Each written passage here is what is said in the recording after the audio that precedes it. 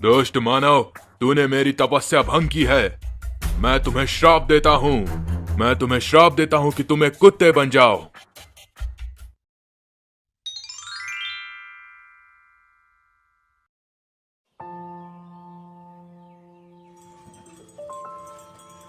सेतलपुर नाम के एक गांव में महेश नाम का एक गरीब लकड़हारा रहता था। वह सूखी लकड़ियां काटकर बाजार में ले जाकर बेचा करता था।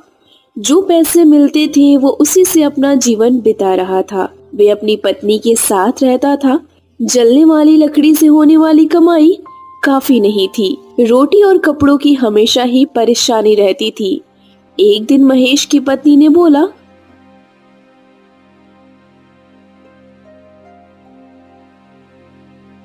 कितने ही दिन देख लो, यही कमाई रहेगी। कोई जरूरत पूरी नहीं होती और ना ही 2 वक्त की रोटी होती है।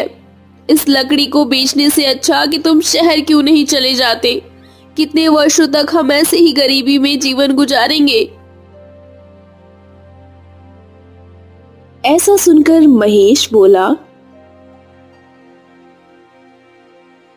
देखो, मैं हमेशा तुम्हारी बात मानता हूँ। कितनी बार तुमको बताना पड़ेगा, मैं इस गांव को छोड़कर नहीं जा सकता। शहर में गांव के जैसा शांति नहीं है वहां पर। ये बातें सुनकर उसकी पत्नी ने बोला,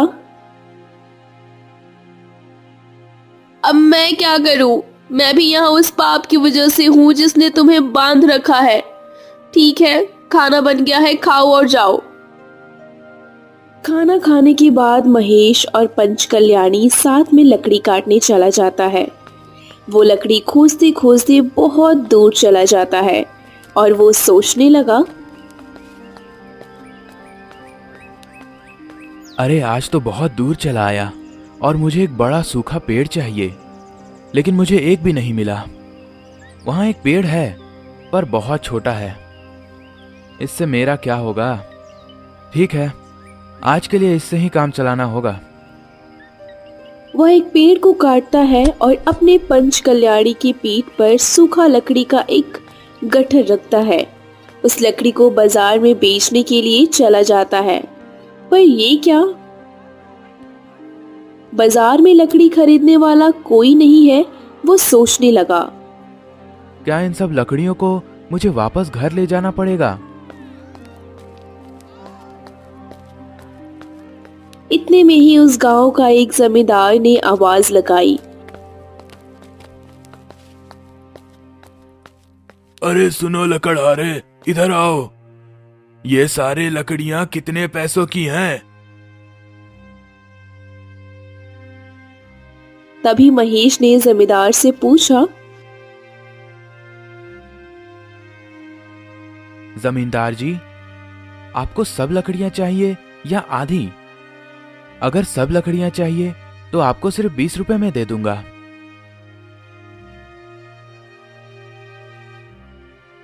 जमींदार जी ने महेश से बोला,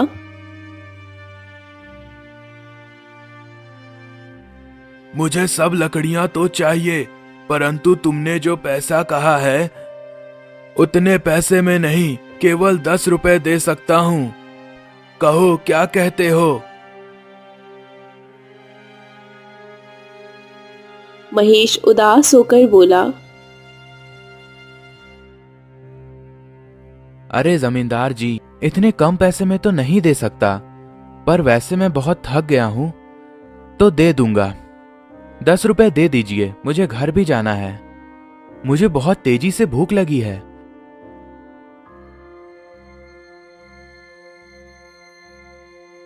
जमींदार जी ने महेश से बोला,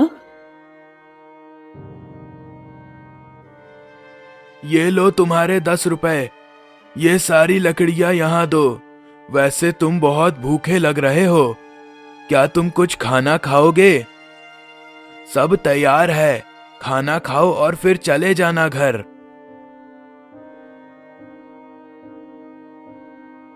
महेश सोचते हुए बोला,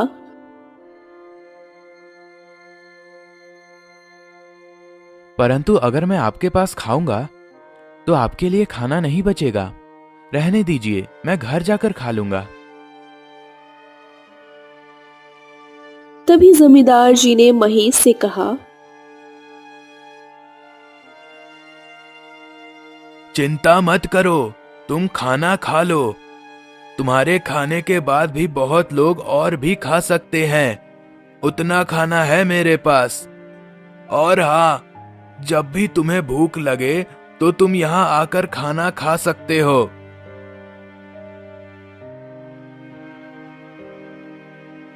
महेश आश्चर्यचकित होकर जमींदार से पूछने लगा, क्या आप सारा दिन सबको ऐसे ही खाना खिलाते हैं जमींदार जी? जमींदार जी ने महेश को जवाब दिया,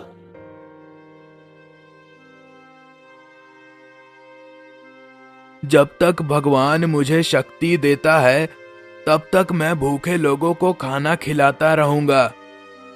आगे फिर ईश्वर की इच्छा। महेश जमींदार जी से बोला, ठीक है जमींदार जी, तो मैं आज खाना यहीं पर खा लेता हूँ। उस दिन महेश ने जमींदार जी के घर पर पेट भर के खाना खाया। खाना खाने के बाद महेश जमींदार जी से बोला, जमींदार जी, आप बहुत अच्छे और नेक दिल के हैं। ऐसा अच्छा काम करने में मैं आपकी सहायता करना चाहता हूँ। अब से मैं 20 रुपए वाली लकड़ियों को आपको 10 रुपए में दे दूंगा। तो अब मैं चलता हूँ जमींदार जी। ठीक है, तुम कुशलता पूर्वक जाना। महेश अपनी कटी हुई सभी लकड़ियां जमींदार जी को 10 रुपए में दे दिया और घर के लिए निकल पड़ा।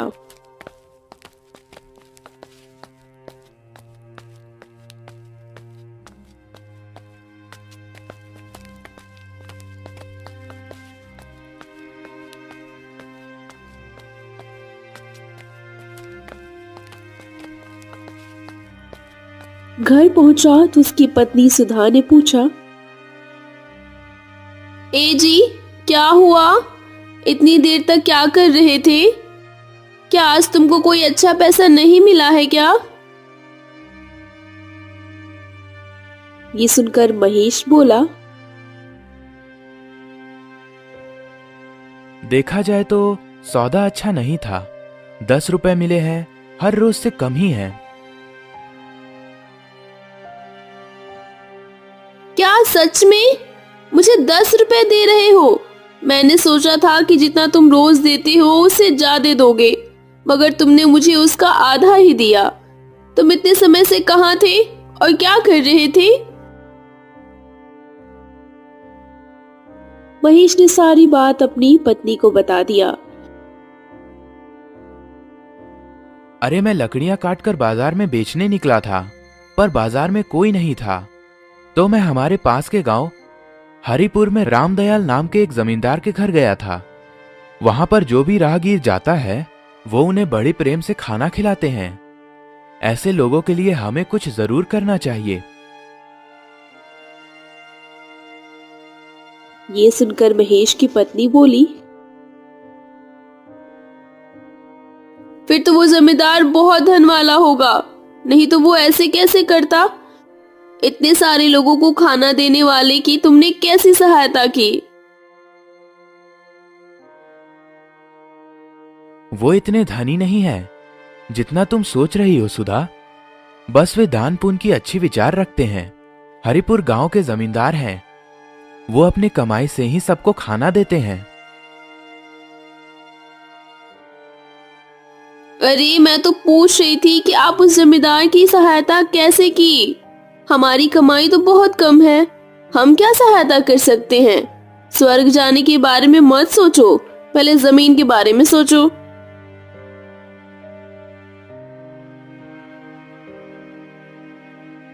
मैंने उन जमींदार से बोला है कि जो मैं जंगल से लकड़ियां काट कर लाता हूं उसे आधे में दे दूंगा, और कल से कुछ लकड़ियां उनके लिए और बाकी लकड़ियां हमारे बेचने के लिए काटूंगा।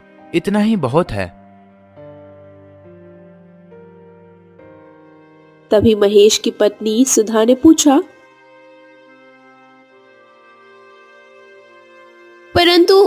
अगर तुम सूखी लकड़ी के 2 डोर नहीं काट सके तो तुम ऐसे ही 10 रुपए लेकर वापस आओगे। 10 रुपए में मैं आखिर घर कैसे चलाऊंगी, तुम ही बताओ। महेश तभी सोचते हुए अपनी पत्नी सुधा से बोला, जमींदार जी से जो मैंने कहा है उसे पूरा करने की पूरी मेहनत करूं। आगे फिर ईश्वर की इच्छा। मैंने उन जमींदार के घर खाना खाया है।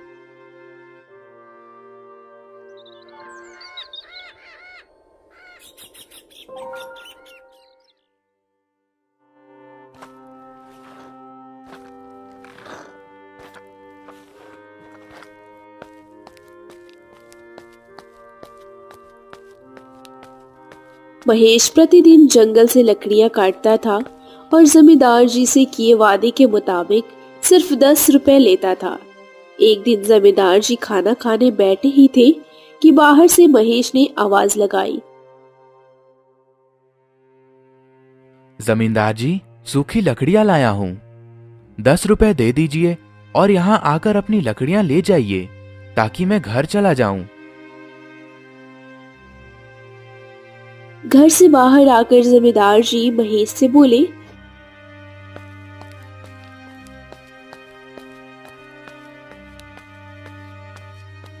देखो महेश, मैं आज तुम्हें 10 रुपए नहीं दे सकता, तो तुम अपनी लकड़ियां घर ले जाओ।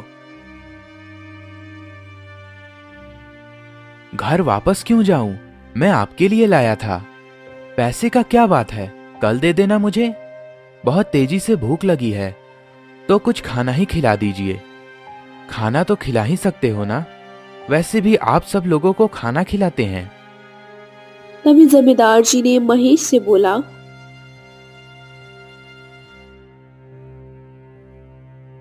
बहुत सही महेश, पहले तुम फ्रेश हो जाओ, तब तक मैं खाने की प्रबंध करता हूँ।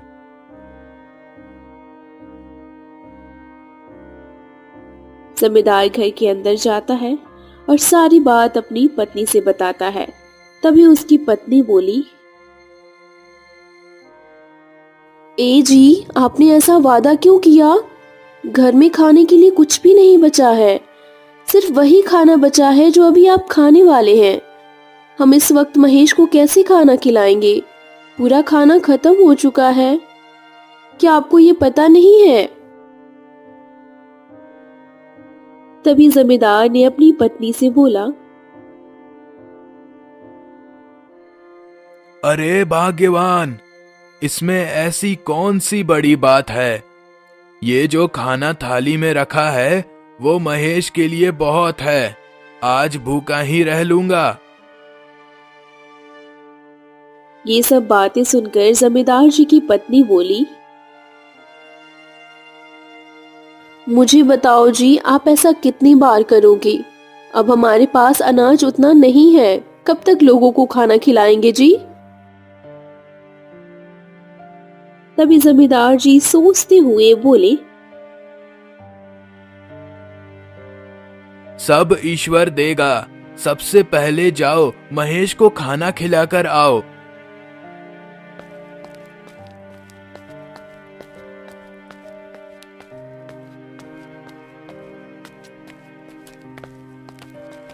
वो जमींदार जी ही थे जिन्होंने भूखे प्यासे लोगों को खाना और पानी दिया, भले ही उनके पास अनाज ना हो।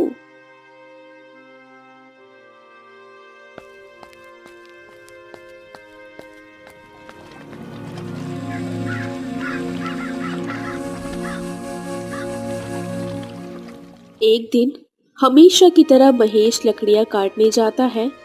जंगल के सामने के सारे सूखे पेड़ वह पहले ही काट चुका था और सूखी लकड़ियों की खोज में वो जंगल में बहुत दूर चला गया। वो मन ही मन में सोचने लगा, अरे मैं तो इससे पहले कभी इतना जंगल में दूर नहीं गया। मुझे सतर्क रहना होगा। यहाँ खतरनाक जंगली जानवर भी हो सकते हैं। तभी उसे एक सूखा पेड़ नजर आता है और वो सोचता है, यह पेड़ ठीक लग रहा है। एक डाल ही बहुत है। अगर मैं इसे काटता हूं तो 3 गट्ठर बन जाएगा। ऐसा सोचकर वो एक शाखा पर बैठकर एक डाल को काटने लगा। बहुत बड़ी और सूखी डाल होने की वजह से डाल टूटकर बगल के पेड़ के डाल पर गिर जाती है और उसी पेड़ के नीचे एक महात्मा जी बैठे हुए थे। तभी गुस्से से महेश को बोलते हैं, दुष्ट मानव, तूने मेरी तपस्या भंग की है। मैं तुम्हें श्राप देता हूँ। मैं तुम्हें श्राप देता हूँ कि तुम एक कुत्ते बन जाओ। महेश ये बातें सुनकर महात्मा जी से रोते हुए बोला, अरे गुरुदेव गुरुदेव गुरुदेव, मुझे माफ कर दीजिए गुरुदेव। मुझे नहीं पता था कि आप यहाँ नीचे बैठे हैं। मैं यहाँ 1000 वर्ष से तपस्या कर रहा था और तुमने मेरी तपस्या भंग की है।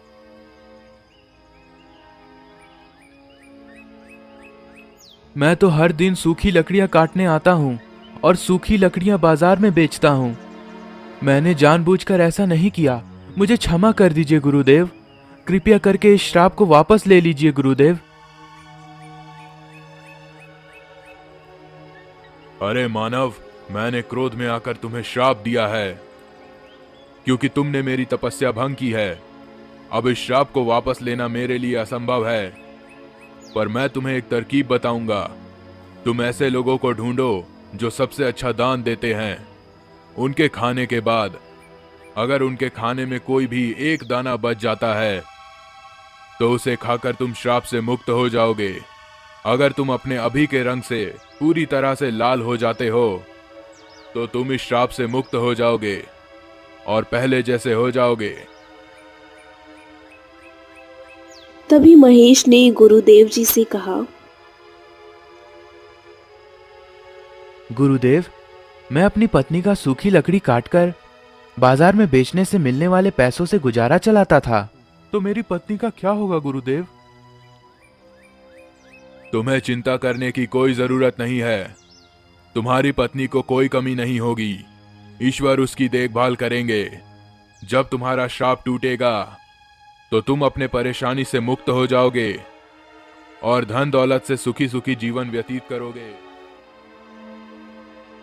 तुरंत महेश कुत्ते में परिवर्तन हो जाता है और श्राप से मुक्ति पाने के लिए सफर शुरू करता है। वो सोचने लगता है, मुझे सबसे अच्छा दान देने वाले कहाँ मिलेंगे? मेरी कुछ भी समझ नहीं आ रहा। हाँ, जमींदार जी है ना, वह बड़े ही दयालु दिल के आदमी हैं। अपने पहले कोशिश के रूप में मैं जमींदार जी के पास जाता हूँ।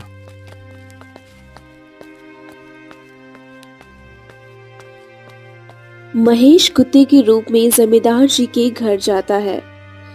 वहां जमींदार खाना खाने बैठे थे और ईश्वर को शुक्रिया कर रहे थे।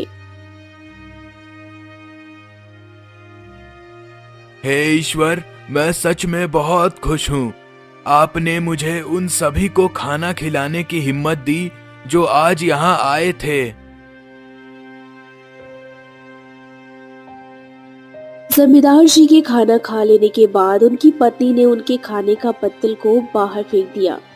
महेश कुत्ते के रूप में वहां आया था और जमींदार जी के खाने के पत्तल पर बचा हुआ खाना उसने खा लिया।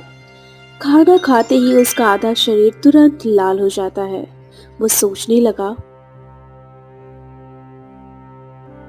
मुझे लगा ही था कि जमींदार जी बहुत नेक इंसान हैं।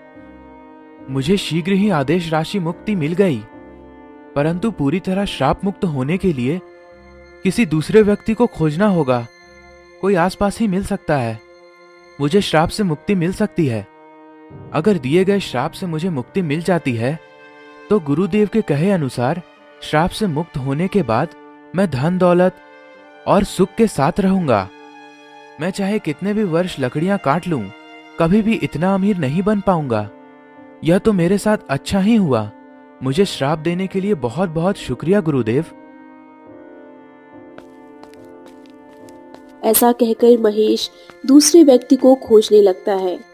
एक दिन कमलेश नाम का एक व्यक्ति गौ दान कर रहा था। वहां से दान देने वाला सुरेंद्र गाय को लेकर कमलेश के बारे में सोचता है।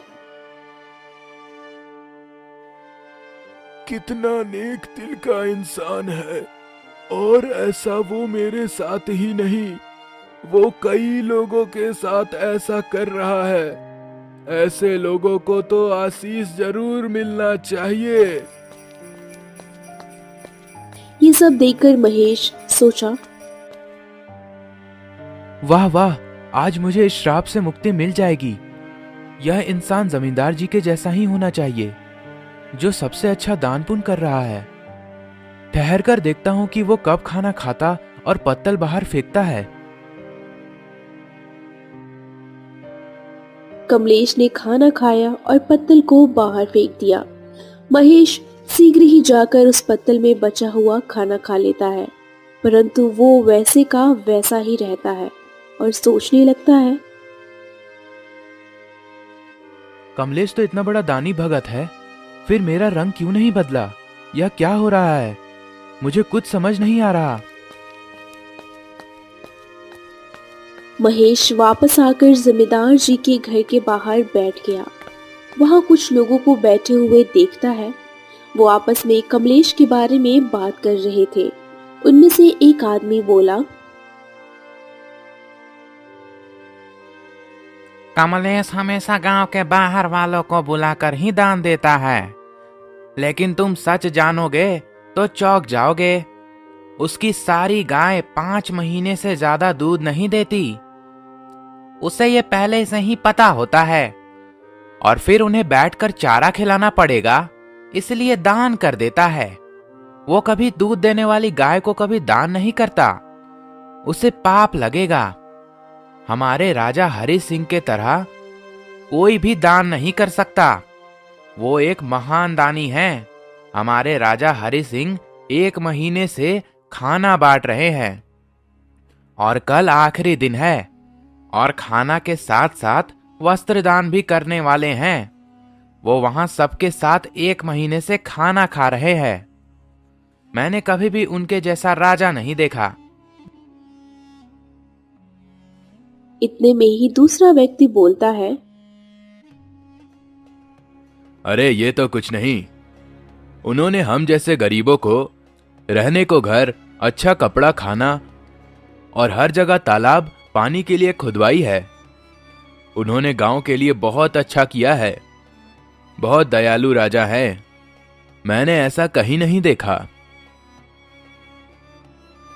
ये सब बातें सुनकर महेश सोचने लगा और बोला, मैं जिस दूसरे व्यक्ति को ढूंढ रहा था, अवश्य ये वही राजा है।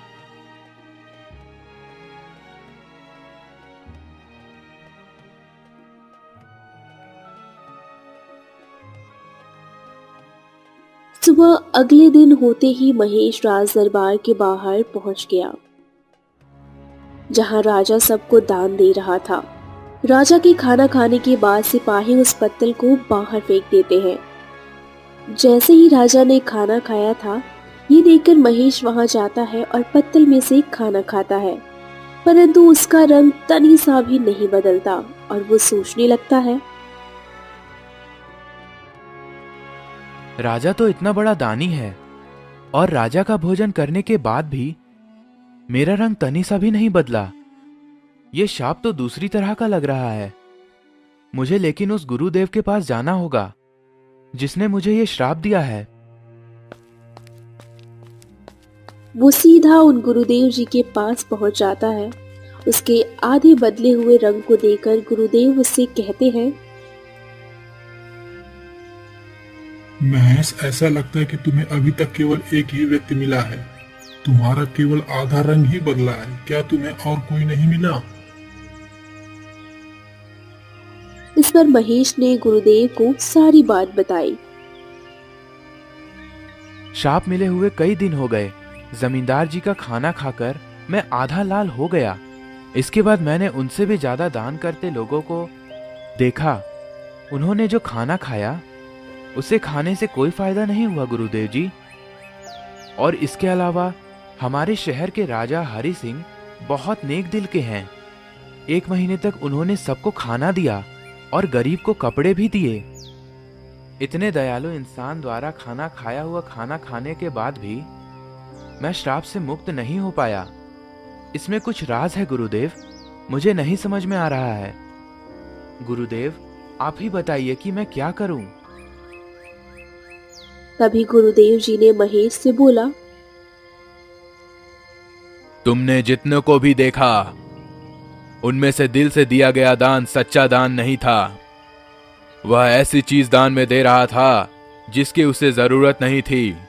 अगर उसे उसकी जरूरत होती तो वह उन्हें दान ही नहीं करता।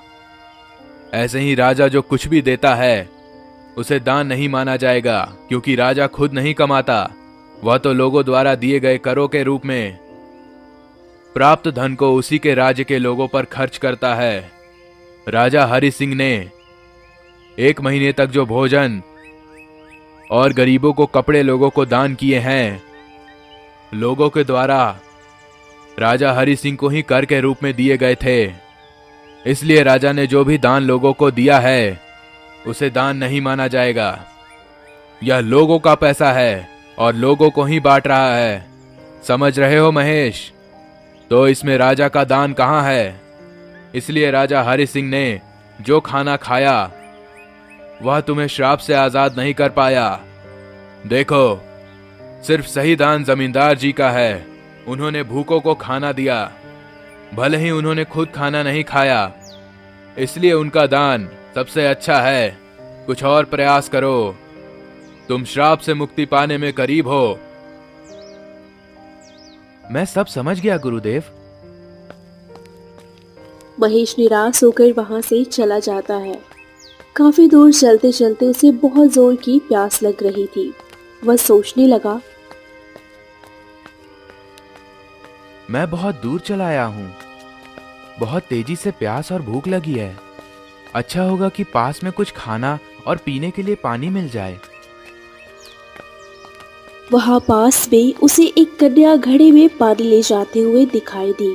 वो कन्या प्रतिदिन घड़े में पानी लाती और गर्मी में रास्ते से राहगीर गुजरने वालों के लिए पानी रख देती।